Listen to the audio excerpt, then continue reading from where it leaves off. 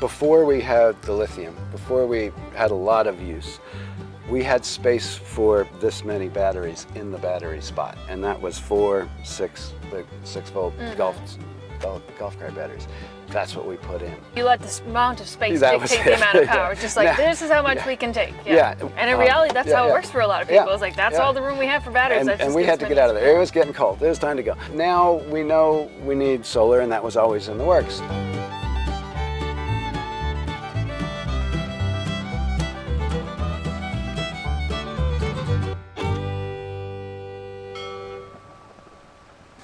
Hi everybody, it's Emily aboard Sailing Vessel Temptress, today aboard Talahala, talking with our friend Conrad about power, energy, figuring out how much battery and solar you might need aboard your boat, and telling his story about their boat and how they've worked all this out. So Conrad, tell us a little bit about who you are, tell us about your boat and who's aboard with you. This is a Thomas Colvin Gazelle that I'm aboard with Meredith and Chinola the cat. We've been on it for about 5 years full time now. So you left about 5 years ago from the States. What did you have in terms of battery, solar, power generation at that point, and how has that evolved since then? We had, to begin with, 4 golf cart batteries, 225 amp hours of 6 volt times 4. It gives us 450 amp hours of 12 volt, and about half of that's usable with lead. That was to do with the amount of space that our battery box could fit, and they were perfect. And it gave us a little more than I thought we would need on a bare minimum level, be able to make it a few days. We had no solar at that point when we left. We had launched the boat late summer and worked our tails off getting it ready to go, and started down the East Coast as it was getting freezing. So we had to go, and we sort of figured out our electric along the way. So you had the bucket to hold your energy, your power. How was that power getting in? What was the source of? At that point, we did not have any solar when we first left. We had with plans for solar, but no time. We had the alternator.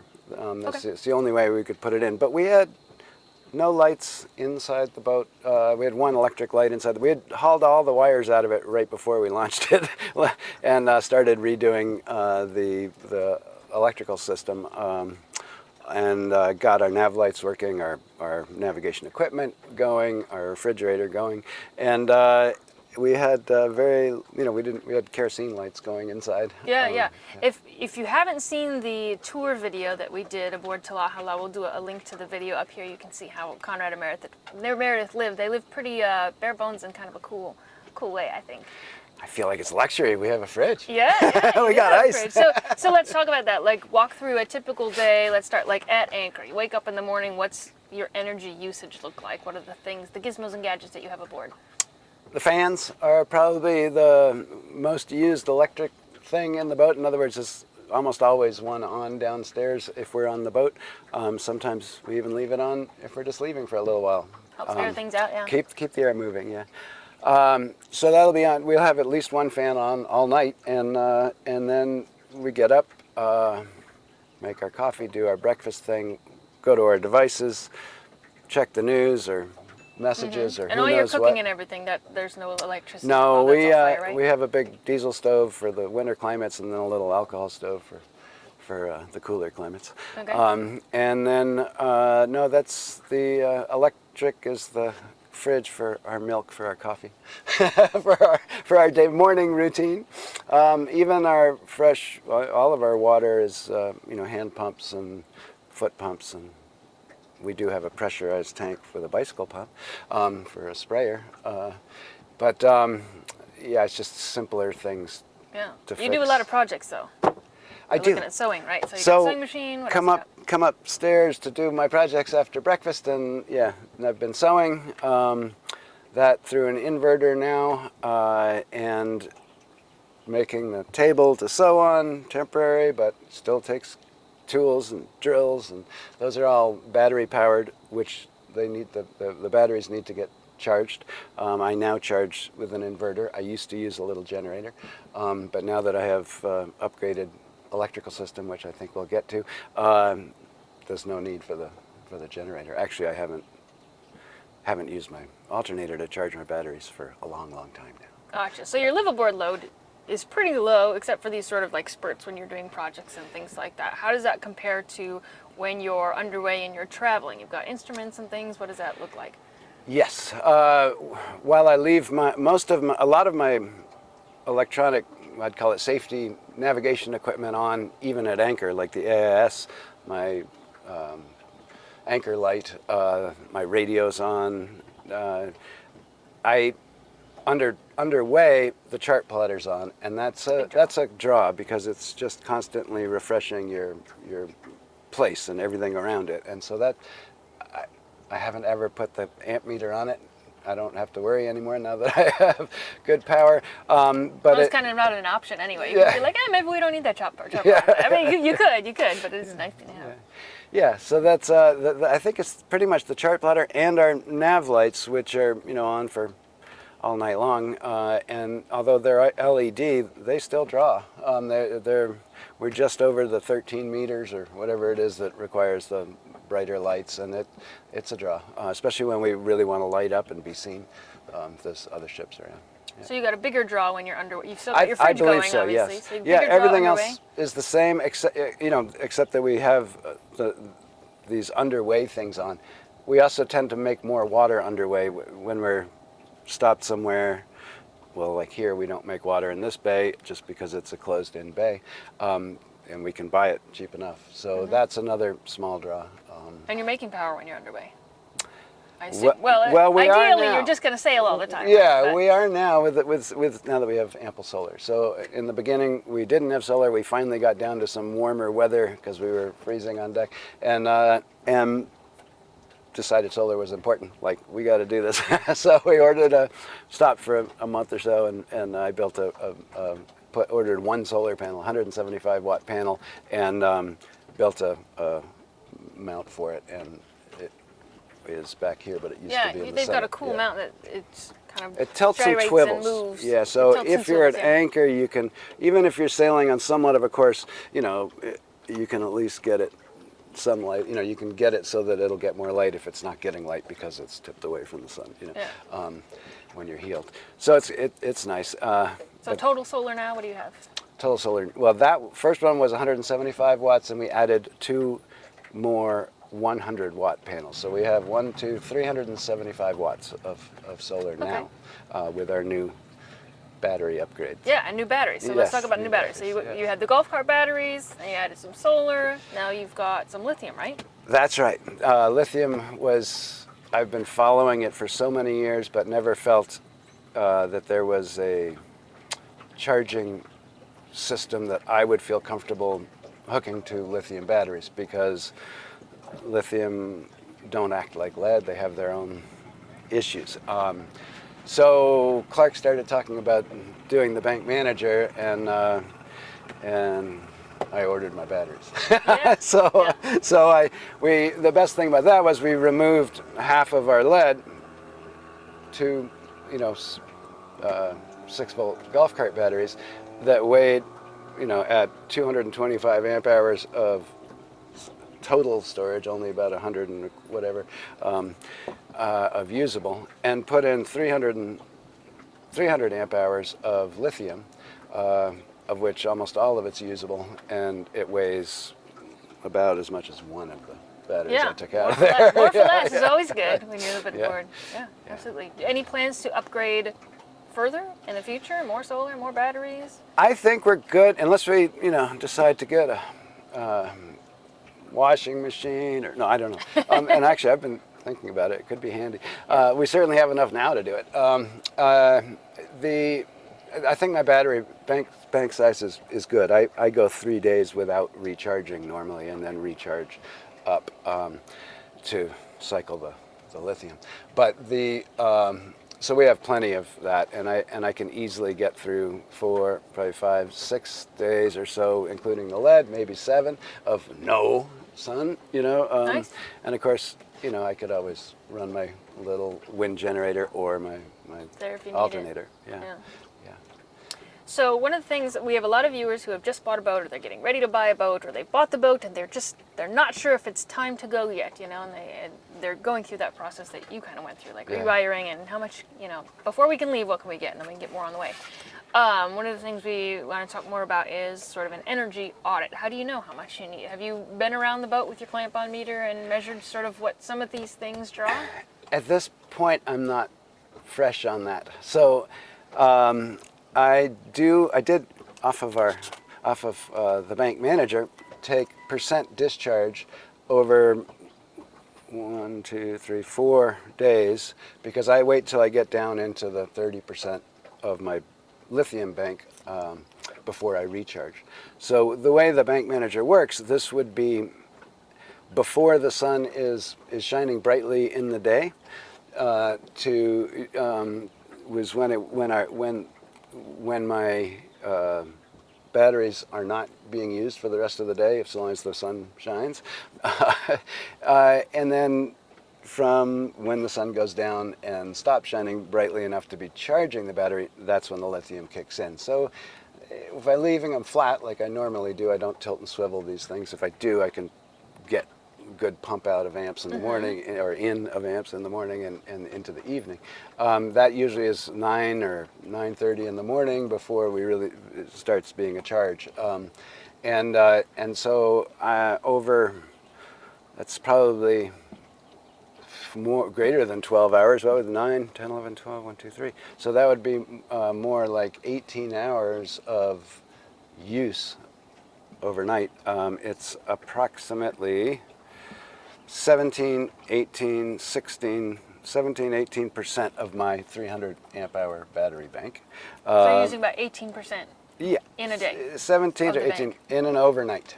More than overnight. Probably 3:34 in the afternoon till 9:30, in the morning. Probably about 18 hours, I'm guessing. Now, before we had the lithium, before we had a lot of use, we had space for this many batteries in the battery spot, and that was 4, 6 volt golf cart batteries. That's what we put in. You let the amount of space dictate the amount of power. It's just like, this is how much we can take. Yeah, we're going to have to charge this, especially until we get solar. With the engine. And in reality, that's how it works for a lot of people. It's like, that's all the room we have for batteries. And we had to get out of there. It was getting cold. It was time to go. So off we go. Now we know we need solar, and that was always in the works. I wanted to have solar in a clear spot. I put it with a big overhanging boom and a gaff-style sail. That there's a lot of deck shading and a lot of shading all over it. So I stuck these things way out over on the davits, and they're wanted to get away with just one, and we sort of did, so long as we, charged. We're really careful about tilting it and grabbing as much as we could into it, and by then, we were using more electric in the boats. We had lights in the boat, some more interior electric lights, and then, of course, I built a whole second one, moved them off to each side, so I have 375 watts of power now instead of 175 watts, and it's more than ample. And your numbers kind of show that you've got plenty. So this is interesting because we talked to Larry on Cabernet, and he did a budget more of like an additive thing. Like, here's all the things we want to use. Here's how many minutes a day we're using. Here's how much we need. And you kind of almost backed it in. Like, here's the bare minimum. Here's what we can fit. Is that enough? Okay, let's add a little more. Let's add a little more. So he kind of like set the goal and got up there, and you kind of like sat there and sort of budgeted, and then it's sort of gone up. Well, I live fairly simply on land too. I mean, when I was selling the house, the fridge died, and I just took it out of there because whoever buys the house is going to want a new one, and I'm getting on a boat anyways. Who has a refrigerator on a boat, I mean, that's the way that's what boat used to mean to me. You can get ice for your ice box, but even if you put 80 pounds in there 3 days down the line on a trip, it's gone. Or maybe not. Maybe it can last a little longer than that. So we're fine with living without electricity, and I've lived without electricity in lots of different situations on land, and it's not to me, it's not really a hardship. What's strange is that people feel they need it. You know, I mean, a handsaw works. I don't need the jigsaw. You know, for the electric batteries or whatever. And you have the luxury. I've you're done not huge working amounts of aboard hand either. sewing. Yeah, right. Yeah. So you don't have the computers, and so many people have to be tied to the internet. Computer and all that is stuff. work. What do you mean? It is for some you people. Work. You work. Don't get me wrong. I'm only joking. You work a lot. Yeah. But different lifestyle. Definitely. Yeah, definitely different. So we ended up, we knew we were going to have the fridge, but I built a very small, very thickly insulated refrigerator, so estimated that energy use. In all of the books that have been written forever, you can go and look at the energy budgets. They're not necessarily, well, maybe they've updated them, but they're not necessarily accurate. Things have gotten more efficient, like LED lights, you know, and stuff like that. But of course, I guess, like you were just mentioning, a lot of people have a lot of different expectations of what's baseline electrical Like I have a use. toaster oven. I want to make my, stuff in the morning. There's a lot of different levels of living. Yeah. We'll say that. Yeah. So the reason you were able to add that lithium in was this BankManager, which everybody on our channel knows about. I don't know if everybody knows how instrumental Conrad was. He was kind of the first boat we really installed it in besides our own, and really watched and monitors, and you're graphing things out for us. And yeah, that was a wonderful project. Like I said, had been following lithium for so long, but never felt comfortable purchasing it because there's no proper, I haven't seen a system that can treat it properly. And there's no sense in, they've gotten a lot more inexpensive now, but there's no sense in spending a lot of money on a product that is one of its major paybacks is that it should live a very, very, very long time. And the way that things were charged were, the options for charging them did not promote long life of lithium. And when Clark started talking about doing a lithium charger, the early ideas of the BankManager, I latched on. Yeah. You were skeptical. You're a good person to test. No, I was like, like, can we do this? Do you think you can do that? Why would you want to do that? Well, here, read this. This is why. And Clark would say, oh, yeah, we can do that. It's like, all right. So I bought my cells as soon as I was convinced that Clark said he could do it. Still working. No. Thanks to you. So we spent, of course, a couple of years. It seems like forever, working on ironing bugs out and getting the thing to work. But now I feel absolutely, totally comfortable that my lithium is going to outlive me and can be taken care of properly, and therefore believe it's far cheaper than lead. Yeah, and lighter and all those things. Yeah, and it's just the main thing in the topic that we are discussing right now, electrical, usage, is that it charges easily. It charges so much more easily than lead. So your amount comes in. It doesn't just do weird little reactions It gets harder and harder to get amps into lead the fuller it gets, especially with a deep cell products. So it's smoother. Yeah, so it's smoother uptake of the amps. Like I say, I don't recharge because of my battery bank size until we get down to 30 or 35% remaining, and then recharge quickly. So that's 4 days, and last time I wrote down this stuff. And then get it back in 2. If we get really good clear sun, I've got it back in 1 day before. Yeah. But and I tilt the panels, but I don't worry about it. It just takes care of itself now. It's a good feeling. Yeah, it's very good. Yeah. And we have plenty of room for electrical growth, but I don't really. I should mention I have a single sideband radio on this. That baby uses some power. Yeah. Of course, when you're transmitting, you only transmit for a couple of seconds, and trying to get weather conversation or whatever it may be. But that'll draw I think they said 30 30 amps. I'm not sure. I should look that up, but it's a big draw. You can watch everything go. The lights start to flicker a little bit. Very cool. So what's next for you all? Where are you going from here? Finish a sewing project, haul the boat, do the bottom. We're not sure yet. Yeah, and that's okay. That's the way we like it. Yeah. But hurricane season is coming to a close in a few months, so I got to get to work. Get it already. We're in the same mode. Well, thanks for talking to us today and sharing a bit of your story. And again, Absolutely. check out their boat tour. That's a pretty cool video, and we'll keep following. Good. All right. Bye, everybody, and make sure you hit subscribe, hit the like button, leave a comment for us or for Conrad, and we'll talk to you next week.